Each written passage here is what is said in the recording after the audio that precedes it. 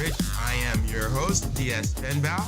GameForward is a show created by game industry professionals for the game industry to discuss best practices, surface issues, talk about education as professionals, and talk about the trends that we're seeing in the industry with a view to improving the game experience for end users and improving the industry experience as a professional for those of us who work in the industry.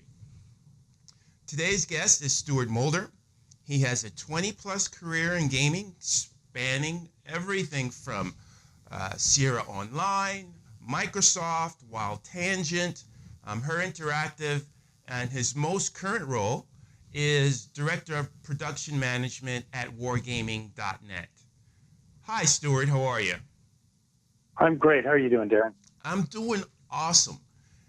You have like a totally rich career in gaming. I imagine you've seen a number of things that have changed and evolved over the course of your career. Just touch on a few. The biggest thing that's changed, the technology has changed a lot, of course, but I think the biggest thing that's changed is that the audience has really broadened.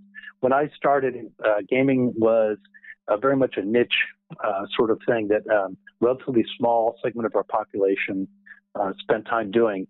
Gaming has now become ubiquitous.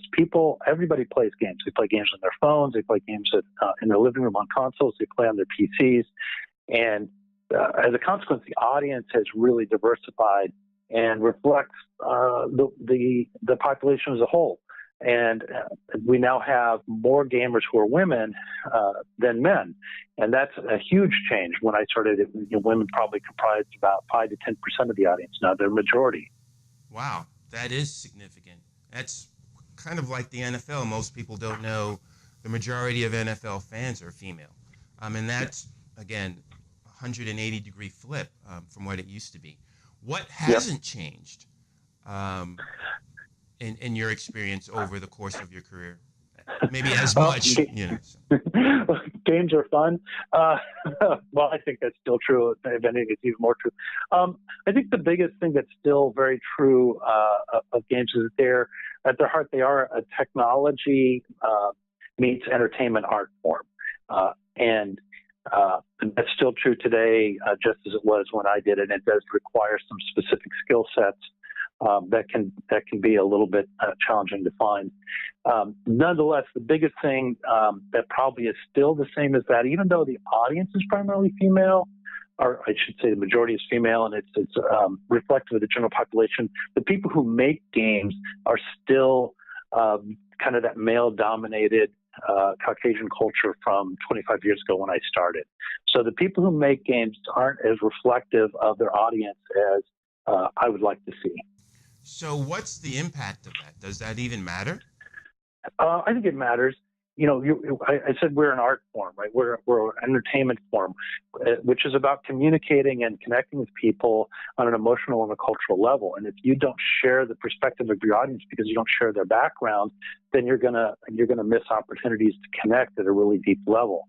And I think that is an issue for us if we want to continue to grow and be a part of, if you will, the cultural zeitgeist. Then we need to be reflective of that cultural zeitgeist in our culture internally, the culture of people who make games, and we're not there.